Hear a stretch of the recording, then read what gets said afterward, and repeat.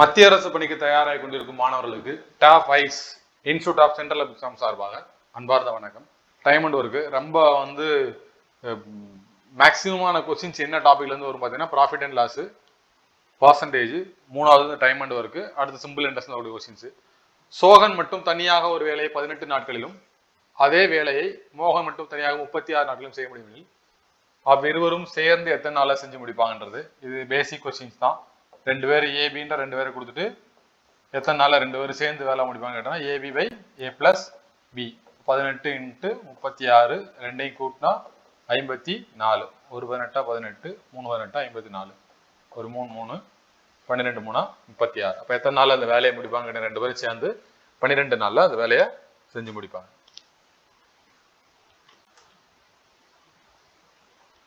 அடுத்த question. Hidden தனது பேனாவின் விலையை ரூபாய் 28,875 என குறிக்கிறார். 20% தள்ளுபடி கொடுத்த பிறகும் அவர் 40% லாபம் ஈட்டுகிறார் எனில் கொள்முதல் விலை அடக்க விலை என்ன அப்படின்னு சொல்லி கொஸ்டின் கேட்கிறாங்க. இப்ப நமக்கு என்ன தெரியணும்னு கேட்டீங்கன்னா, கண்டிஷன் என்ன தெரியணும்னா, மார்க் பிரைஸ்னா என்ன, அதாவது குறித்த விலைன்னா என்ன, விற்ற விலைன்னா என்ன, குறித்த விலையில டிஸ்கவுண்ட் கொடுத்ததுக்கு அப்புறமா கிடைக்கிறதுக்கு பேர் என்ன பேரு, அடக்க விலையில லாபம் கிடைச்சா அதுக்கு பேர் என்ன பேருன்ற மாதிரியான கண்டிஷன் தெரிஞ்சுன்னா நம்ம எழுதுறது ஈஸியா இருக்கும். கொஸ்டின் என்னன்னா, இந்த அமௌண்ட் தான் அவர் குறிச்சு வைக்கிறாரு. அது 28,875 ரூபாய் குறிச்சு வச்சுட்டு அதுலதான் தள்ளுபடி கொடுக்குறாரு. அப்ப குறித்த விலையில தள்ளுபடி கொடுத்தா அதுக்கு பேர் என்ன பேர் கேட்டீங்கன்னா செல்லிங் பிரைஸ். அதாவது மார்க் பிரைஸ்ல நான் டிஸ்கவுண்ட் கொடுத்ததுக்கு அப்புறமா எனக்கு என்ன கிடைக்கும்னா செல்லிங் பிரைஸ், விற்ற விலை கிடைக்கும். குறித்த விலையில தள்ளுபடி கொடுத்தா எனக்கு கிடைக்கக்கூடியது விற்ற விலை. அதே மாதிரி காஸ்ட் பிரைஸ்ல எனக்கு லாபமோ நஷ்டமோ கிடைச்சிச்சு அப்படின்னா பர்சன்டேஜ், அது கிடைச்சதுக்கு அப்புறம் கிடைக்கக்கூடிய எனக்கு என்னன்னு கேட்டீங்கன்னா செல்லிங் பிரைஸ் தான். அப்ப இங்க ரெண்டுமே எதை வச்சு ஈக்குவேட் பண்ணோம்னா செல்லிங் பிரைஸ் வச்சு ஈக்குவேட் பண்ணணும். இப்போ ஃபர்ஸ்ட் என்னன்னா, எனக்கு செல்லிங் பிரைஸ் தெரியாது எக்ஸ், அதுல 40% லாபம் கிடைக்குதா எனக்கு, அப்போ 140%, இதுக்கு பேரு செல்லிங் பிரைஸ்.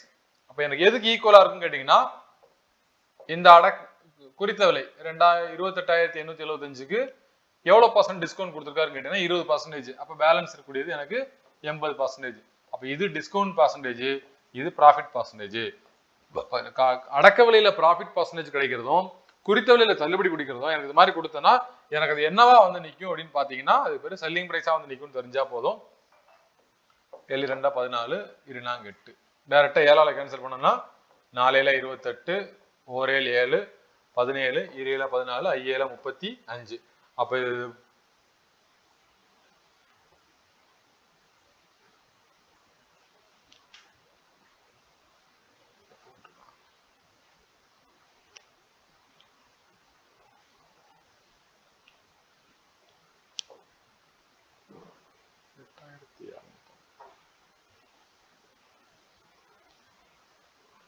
4 2 8 எனக்கு 2ஆல தான் அடிச்சோம். அப்ப 4 இன்ட்டு 4250 ரூபீஸ் 16,500. 15 எண்களின் சராசரி 33 மற்றும் 33 எண்களின் சராசரி 15 எனில் மொத்த எண்களின் சராசரி காண்க. சராசரி அப்படின்னா என்னன்னா, மொத்த எண்களின் கூடுதல் பை எண்ணிக்கை அப்படின்னு சொல்லுவான். எவ்வளவு நம்பர் இருக்குதோ அந்த நம்பர் எல்லாத்தையும் கூட்டணும், கூட்டிட்டு டிவைட் பண்ணுவான். இங்க 15 நம்பருக்கு சராசரி 33 கொடுத்ததுனால 15 இன்ட்டு 33 போட்டோன்னா எனக்கு மொத்த கூடுதல் கிடைச்சிருக்கும். இப்ப 450 495. அடுத்தது பாத்தீங்கன்னா 33 நம்பருக்கு சராசரி 15. இது ரெண்டுமே நம்பர், இது எத்தனை நம்பர், இது எத்தனை நம்பர் போட்டா இங்கேயும் 495 கூட்டினா 990. இது எத்தனை நம்பருக்குன்னு கேட்டீங்கன்னா இது மொத்த கூடுதல். எனக்கு சராசரின்றது கூடுதல் டிவைடட் பை எண்ணிக்கை அப்படின்னு வரக்கூடியது.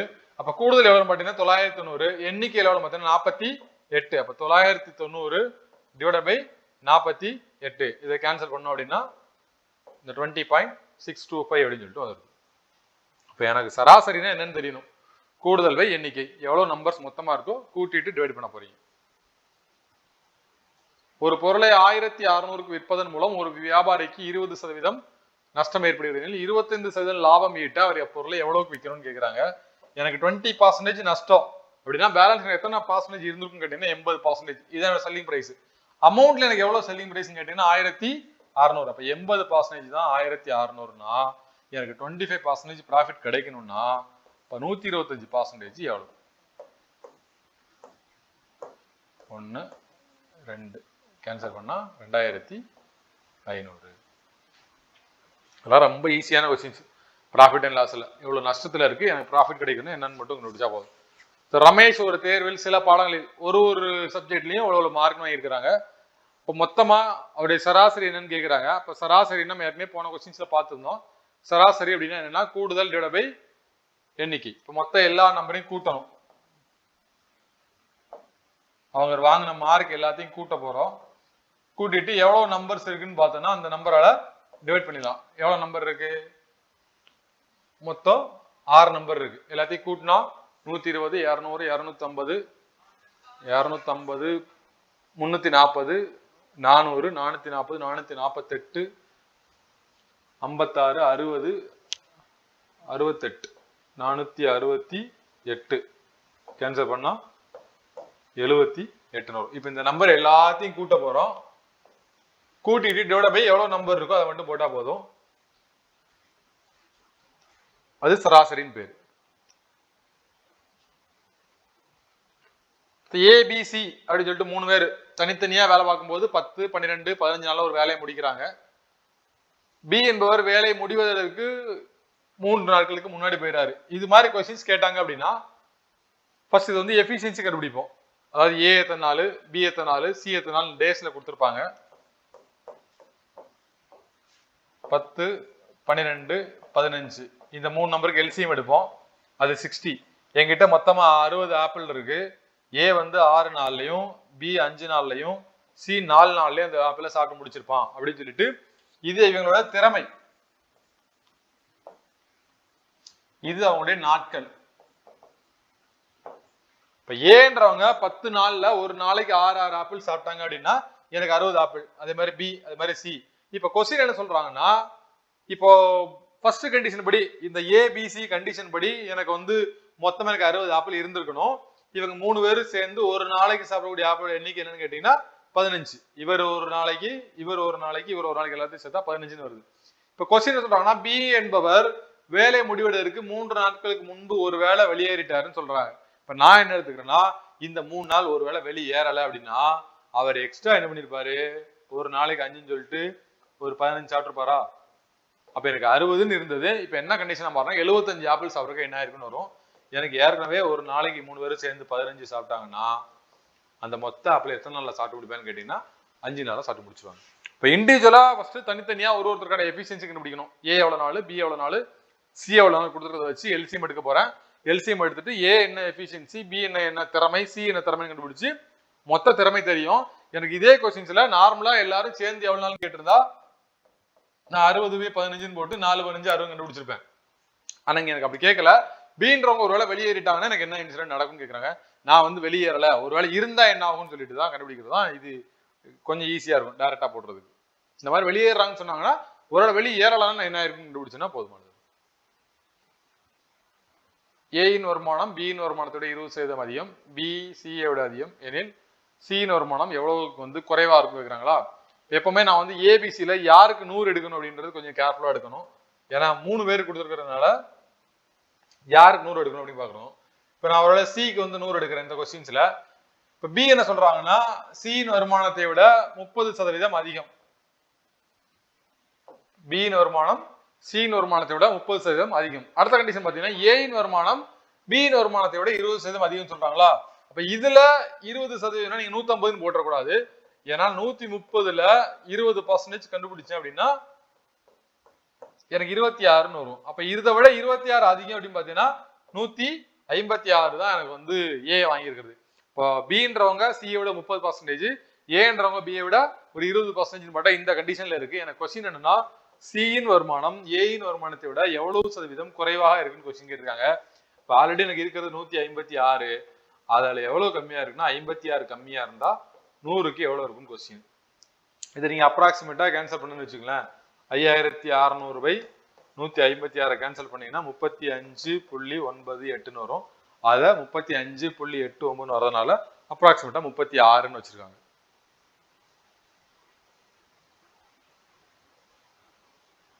அடுத்தது சாதாரண சிம்பிளிஃபிகேஷன் கொஸ்டின் தான்.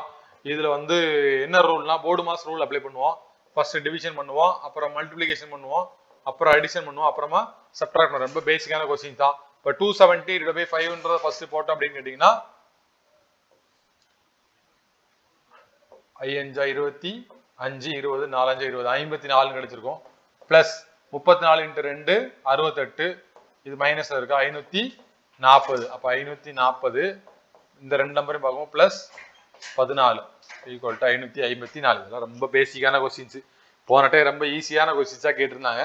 ஆனா இந்த டைம் அப்படி கேட்பாங்களான்றது தெரியாது. இது மாதிரி கொஸ்டின்ஸ்ல நீங்க முக்கியமா என்ன வார்த்தை பார்க்கணும்னா, ஒரே மீதியை கொடுக்கக்கூடிய மிகப்பெரிய எண் எதுன்னு கேட்பாங்க. மிகப்பெரிய கேட்டால மீபோவா கண்டுபிடிக்கணும். இந்த 68, 102, 136 இந்த 3 நம்பருக்கும் மீபோவா ஹச்சிசிஎஃப் கண்டுபிடிக்கணும்.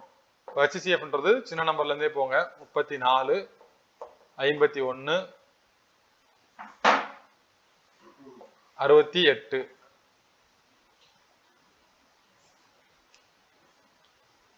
அடுத்தது 17ஆல போனோம்னா 2 17, 3 17, 4 17. இதுக்கு அடுத்து நல்லா போக முடியாது. ஏன்னா ஹச்சிசிஎஃப்ன்றது 3 நம்பருமே காமனா ஒரு நம்பர் டிவைட் ஆச்சுன்னா அதுதான் ஹச்சிசிஎஃப். அப்ப எனக்கு ஹச்சிசிஎஃப் 2 × 17 = 34. இந்த 34ன்ற ஒரு நம்பரால் நான் டிவைட் பண்ணேன் அப்படின்னா 3க்குமே எனக்கு என்ன ஆகுமா, ஒரே மாதிரியான மீதியை கொடுக்கும் அப்படின்றதான் கொஸ்டின்.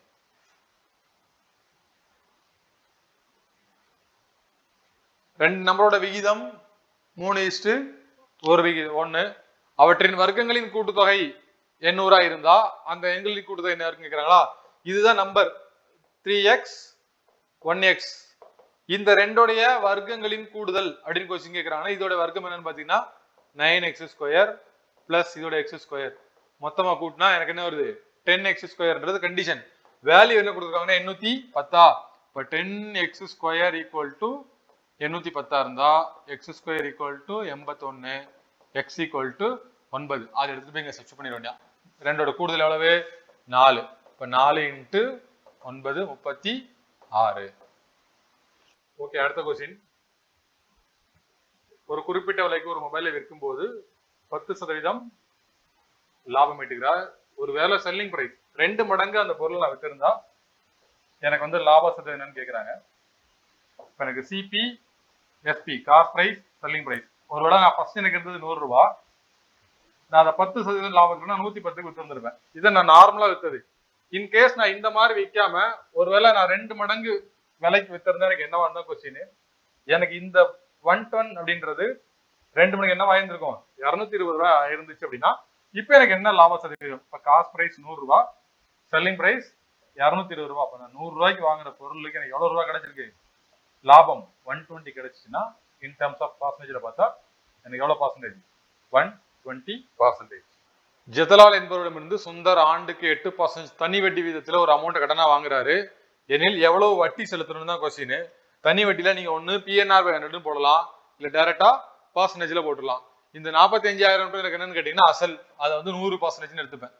100 தான் 45,000. எனக்கு 8% தனி வட்டி விதத்துல 5 ஆண்டு முடிவில் எப்படின்னா 5 × 8, ஒரு வருஷத்துக்கு 8%னா 5 ஆண்டுக்கு 40%. எனக்கு எவ்வளவு தான் கொஸ்டின். 0 0 கேன்சல் பண்ண அப்படின்னா இதை மட்டும் கிராஸ் மல்டி பண்ணீங்கன்னா 180, இந்த 2 0 18,000 ரூபாய். 100% 45,000னா 40% எவ்வளவு? தனி வட்டியை பொறுத்த வரைக்கும் மேக்சிமம் அது மாதிரி போடும். இப்ப 980 இருந்து எந்த எண்ணை கழிக்கும் போது அதனால் கிடைக்கப்பட்ட எண் 1350ல 40% இருக்கணும். இப்ப நான் 1350ன்ற ஒரு நம்பர்ல 40% கண்டுபிடிக்க போறேன். எனக்கு வரக்கூடிய ஆன்சர் எதுல 980 இருந்து ஒரு நம்பரை கழிச்சா கிடைக்கக்கூடியன்னு சொல்றாங்க. இப்ப நான் 980 இருந்து ஒரு நம்பரை கழிக்க போறேன். இப்படி கழிக்கிறதுனால எனக்கு என்ன கிடைக்குது அப்படின்னு கேட்டீங்கன்னா 1350ல 40% என்ன இருக்கோ அதுதான் இந்த கழிக்கிறது இருக்கும் அப்படின்றாங்க. இப்ப இந்த 2 0வும் கேன்சல் பண்ணிட்டேன்னா 4 400 520 540. அப்ப 980 minus x equal to x அங்க போயிட்டு அது இங்க கொண்டு வந்தீங்கன்னா x ஈக்குவல் டு 440 கிடைச்சு. 980ல இருந்து 540 மைனஸ் பண்ணா போதும்.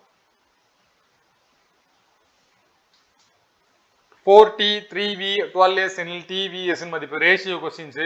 இது மாதிரி கொஸ்டின்ஸ் கேட்டாங்கன்னா இதை க்ளோஸ் கான்செப்ட்னு சொல்லுவோம். எனக்கு t ன்ற வேல்யூ வேணும் அப்படின்னு கேட்டீங்கன்னா t க்கு பக்கத்துல என்ன நம்பர் இருக்கோ அந்த நம்பரை விட்டுருங்க.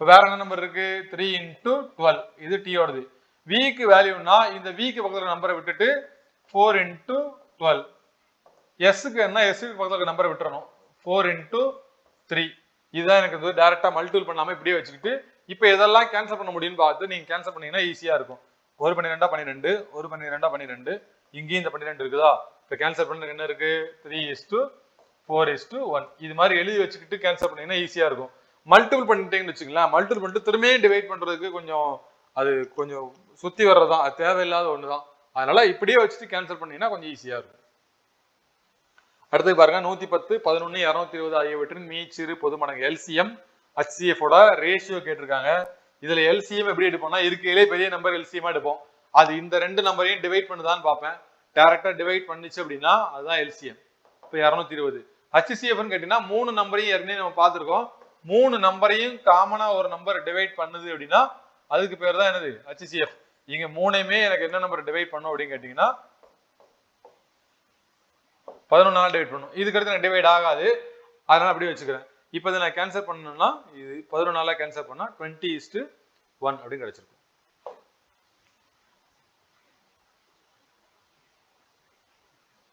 அடுத்து பாருங்க ரூபாய் 7000 தொகைக்கு ஆண்டுக்கு 36% அரை ஆண்டுக்கு ஒரு முறை வட்டி கணக்கிடும் முறையில் 36% அரை ஆண்டுக்கு ஒரு முறை கூட்டு வட்டி ரொம்ப ரொம்ப ரொம்ப முக்கியமானது எப்போதுமே மேக்சிமம் கேட்கக்கூடிய கொஸ்டின்ஸ் ஆண்டுக்கு ஒரு முறையா இல்ல அரை ஆண்டுக்கு ஒரு முறையான்னு பாக்குறாங்க 7000 ரூபாய்க்கு 36%ன்றது நான் ஆண்டுக்குன்னு வச்சுக்கிட்டு ஏன்னா ஆண்டுக்கு தான் 36% இப்ப அரை ஆண்டுக்கு ஒரு முறைன்னு கண்டுபிடிக்கும் போது எத்தனை பர்சன்டேஜ் மாறிடும்னா 18% மாறிடும் அது மாதிரி ஒரு வருஷத்துக்கு ஒரு டைம் கேட்கறாங்களா ஒரு வருஷத்துக்கு கூட்டு வட்டி கேட்கறாங்க நான் half yearly ஒன்ஸ் வாங்கினேன்னா அப்ப 2 டைம்ஸ் வாங்கியிருப்பேன் அப்ப 2 வருஷத்துக்கு வாங்குறதும் 2 டைம் வாங்குறதும் ஒண்ணுதான் இப்போ கொஸ்டின் 7000 ரூபாய்க்கு 18%ல 2 வருஷத்துக்கு நான் வாங்கியிருந்தா எனக்கு என்ன வந்திருக்கும் அப்படின்றதா இங்க இன்டைரக்டா கேட்டக்கூடிய கொஸ்டின்ஸ் அப்ப நான் என்ன பண்ணுவேன் 7000 ரூபாய்க்கு 18% முதல் வருஷம் கண்டுபிடிப்பேன் கண்டுபிடிச்ச அளவு 70 8 56 126 1260 நாம அந்த 2:1 ரேஷியோ எப்படி போட்டோம்னா 2 × 1260 ஈக்குவல் டு 2520 இப்ப இந்த 1260க்கு 18% இப்ப நம்ம ஆப்ஷன்ல பார்க்கணும் எந்த வேல்யூ வந்து எனக்கு வந்து நியரஸ்டா கிடைக்கும் அப்படின்னு பார்த்தோம்னா ஈஸியா இருக்கும் இல்லைன்னா அது கொஞ்சம் ரொம்ப பெருசா போயிட்டு இருக்கும் 18% பார்க்கறத விட 10% பார்க்கலாம் இல்ல 20% பாருங்க 20% பார்த்தேன் அப்படின்னு கேட்டீங்கன்னா எனக்கு ஒரு 256 ரூபா வரும் ரவுண்ட் ஃபிகர்ல பார்த்தோம்னா அப்ப நான் இது ரெண்டையும் கூட்டணும்னு வச்சுக்கலாம் 2500 ஒரு 200 கூட்டினேன்னா 2700 சம்திங் வருதா இந்த 2700 சம்திங்ல ஒரே ஒரு ஆப்ஷன் இருக்கு டைரக்டா எடுத்துட்டு போயிடலாம் நீங்க கண்டிப்பா 18% போட்டு எனக்கு வர்ற வேல்யூ 2746.8 வரணும் அது இல்லாம 2747 வந்துச்சுன்னா என்ன பண்றது மாதிரி எல்லாம் யோசிக்க வேண்டாம் எனக்கு கொஸ்டினுக்கான ஆன்சர் என்னால எடுக்க முடியுதா அப்படிதான் பார்க்கணுமே தவிர 18% பாக்குறது கஷ்டம் இந்த நம்பர்ல அதுக்கு போல 20% பாத்தீங்கன்னு வச்சுங்களேன் இந்த 0 கேன்சல் ஆயிட்டு டைரக்டா 252 கொஞ்சம் ஈஸியா இருக்கும் கண்டுபிடிக்கிறதுக்கு அப்ப அந்த நம்பர் நான் கண்டுபிடிக்கிறது ஈஸியா இருக்கிறதுனால அப்படியே நான் இந்த 2500 250 கூட்டணும் வச்சுங்களேன் 2500 பிளஸ் 200 2750 வருதா 2750 நம்பர் ஒண்ணுதான் இருக்கு மத்த பாருங்க 2800 2900 3000 தாண்டி போகுதா அப்ப அதெல்லாம் நீங்க விட்டுறலாம் அப்ப எனக்கு தேவை இந்த கொஸ்டின்ல நான் எப்படி ஆன்சர் எடுக்கணும் இப்படி ஒரு கண்டிஷன்ஸ் இருந்துச்சுன்னா நான் எப்படி ஃபாலோ பண்ணணும் அதுதான் அரை ஆண்டுக்கு ஒரு முறைன்னு கேட்டாங்க அப்படின்னு கேட்டேன் நம்ம கொஸ்டின்ஸ்ல நான் பர்சன்டேஜை பாதியாக்கணும் வருஷத்தை ஒரு மடங்கு மாத்தணும் அது கண்டிஷன் அதுல நீங்க வந்து கன்ஃபியூஸ் ஆகக்கூடாது அதுல மாற்றுக்கிறது இல்லை இப்ப அடுத்த கொஸ்டின்ஸ் பாருங்க 2 ட்ரெயின் ஒரு ட்ரெயின் 640 மீட்டர் ஒரு ட்ரெயின் 920 மீட்டர் எவ்வளவு நேரத்துல கடக்குது அப்படின்னு பாத்தீங்கன்னா ஒரு ட்ரெயின் மற்றொரு ட்ரெயினை 24 வினாடிகள்ல கடந்துருது முக்கியமானது அப்ப 2 ரயிலும் என்ன திசையில போகுதுன்னு முக்கியமா பார்க்கணும் அது எதிரெதிர் திசையா இல்ல ஒரே திசையான்னு பார்க்கணும் ஏன்னா ரிலேட்டிவ் ஸ்பீடு அப்படின்னு சொல்லுவோம் அந்த ஸ்பீடு வந்து எப்படி கண்டுபிடிப்பேன்னா சேம் டைரக்ஷன் எனக்கு ஒரு வேளை போகுது அப்படின்னு கேட்டீங்கன்னா நான் வந்து ஸ்பீடை வந்து மைனஸ் பண்ணுவேன் அதே 2 ட்ரெயினும் ஆப்போசிட் டைரக்ஷன்ல போகுது அப்படின்னு பாத்தீங்கன்னா ஸ்பீடை நான் பிளஸ் பண்ணிப்பேன் டிஸ்டன்ஸ் எப்பவுமே பிளஸ் தான் பண்ணுவோம் அப்ப distance equal to speed into time இது நார்மல் ஈக்குவேஷன் இப்ப டிஸ்டன்ஸுக்கு ரெண்டையும் நான் கூட்டினேன் அப்படின்னு கேட்டீங்கன்னா 640 900 1560 இது மொத்த லென்த் ஈக்குவல் டு ஸ்பீடு ஒன்னு பாத்தீங்கன்னா மொத்தம் 2 ஸ்பீடு இருக்கு ரெண்டுமே காமன் கொடுத்தனால நான் S1 பிளஸ் திரும்ப S2ன்றது S1 எடுத்துக்கிட்டேன். ஒருவேளை வேற வேற இருந்துச்சுன்னா S1 பிளஸ் S2 போட்டிருப்பேன். எவ்வளவு நேரத்துல கேட்டீங்கன்னா 24. கேன்சல் பண்ணலாமா?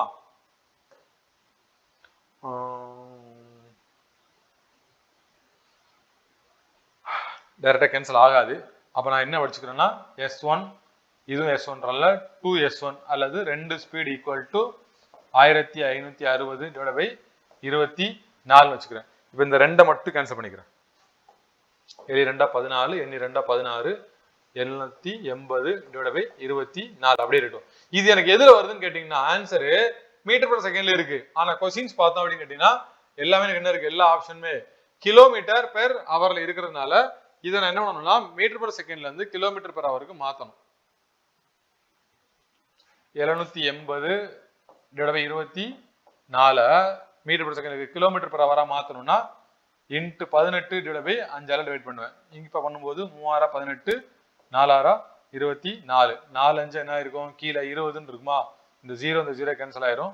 4 2 39. அப்ப 3 × 39 117. இது எதுல இருக்குன்னா கிலோமீட்டர் பெர் ஹவர். இதெல்லாம் நீங்க எவ்வளவு ஃபாஸ்டா மல்டிபிளிகேஷன் போடுறீங்கன்றதை பொறுத்து அந்த டைம் வந்து நமக்கு வந்து கன்சம்ஷன் இருக்கும். நம்மளால நீங்க சின்ன சின்ன வேல்யூ எல்லாம் போட்டு போட்டு பார்க்கும்போது ரொம்ப ஈஸியா இருக்கும். ஒரு கோளத்தின் ஆரம் கொடுத்துருக்காங்க, அவருடைய மொத்த புறப்பரப்பு என்னன்னு கேட்கிறாங்க. கோளத்தின் மொத்த புறப்பரப்புக்கு என்ன ஃபார்முலா, மொத்த புறப்பரப்பு வளைபரப்பு மென்சுரேஷனோட ஃபார்முலாஸ் எல்லாம் படிச்சு வச்சுக்கணும். மொத்த புறப்பரப்புக்கான ஃபார்முலா 4πr².